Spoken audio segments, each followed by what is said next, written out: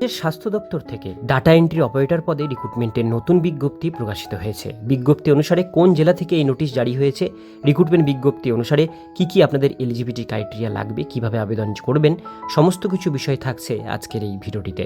ভিডিওটিকে স্কিপ না করে প্রথম থেকে শেষ পর্যন্ত মন দিয়ে দেখতে থাকুন। চ্যানেলে প্রথমবার হলে সাবস্ক্রাইব করে পাশের বেল আইকনটিকে বাজিয়ে রাখুন এরকমই গুরুত্বপূর্ণ হেল্পফুল আপডেটগুলো সবার প্রথমে দেখবার জন্য। তো চলুন ভিডিওটিকে শুরু করা যাক।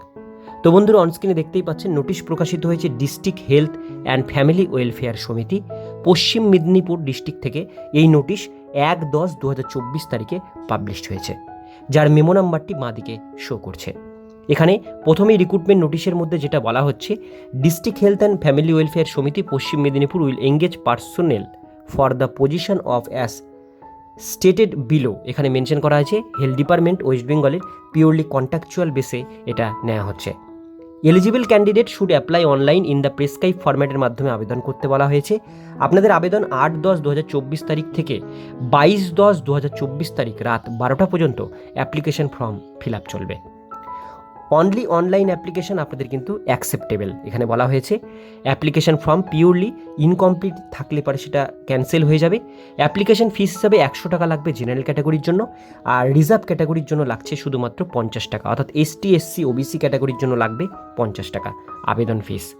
এবার আমরা পোস্ট ডিটেলস বিষয়গুলো দেখব। Name of the post block data manager, 2টো ভ্যাকান্সি আছে জেনারেল ক্যাটাগরির জন্য। পোস্টিং ব্লক পাবলিক হেলথ ইউনিটটা নেওয়া হচ্ছে। কোয়ালিফিকেশন লাগবে আপনাদের গ্র্যাজুয়েশন কমপ্লিট এবং 1 বছরের মিনিমাম কম্পিউটার ডিপ্লোমা কোর্স থাকতে হবে গভর্নমেন্ট রেজিস্টার ইনস্টিটিউশন থেকে, তবে আবেদন করতে পারবেন। এখানে working knowledge computer operation, MS Word, Excel, PowerPoint, Access internet, এই সমস্ত জিনিস আপনাদের কম্পিউটারে জানতে হবে। মিনিমাম 3 বছরের এক্সপিরিয়েন্স চাওয়া হয়েছে গভর্নমেন্ট সেক্টর হলে। প্রাইভেট সেক্টর হলে মিনিমাম 5 বছরের এক্সপিরিয়েন্স থাকতে হবে ডাটা এন্ট্রি অপারেটর কাজের উপরে।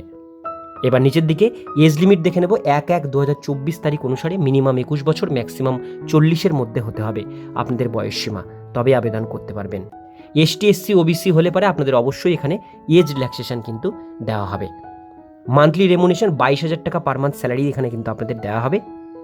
আর এটা আপনাদের কিন্তু সম্পূর্ণ স্কোরিংয়ের উপর কিন্তু নেওয়া হবে। যেমন আপনাদের মাধ্যমিক স্ট্যান্ডার্ড থেকে 5 মার্কস থাকবে, 12 স্ট্যান্ডার্ড থেকে 10, গ্র্যাজুয়েশন থাকবে 15, কম্পিউটার টেস্টে থাকবে 70, টোটাল 100 মার্কসের একটা পরীক্ষা হবে।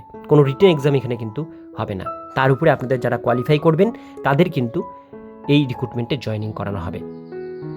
অ্যাপ্লিকেশন ফর্মের লিঙ্ক আমি ডেসক্রিপশন বক্সে আপনাদের সুবিধার জন্য দিয়ে রাখবো, সেখান থেকে আপনারা ডাউনলোড করে সেখানে ক্লিক করে আপনারা অনলাইনের মাধ্যমে এটি আবেদন করে নেবেন। আজকের ভিডিও এতটুকুন পর্যন্তই। কেমন লাগলো কমেন্টে জানাবেন, ভালো লাগলে লাইক করবেন। এরকমই নিত্য নতুন আপডেট পেতে গেলে চ্যানেলটিকে সাবস্ক্রাইব করে পাশের বেল আইকনটিকে অবশ্যই বাজিয়ে রাখবেন।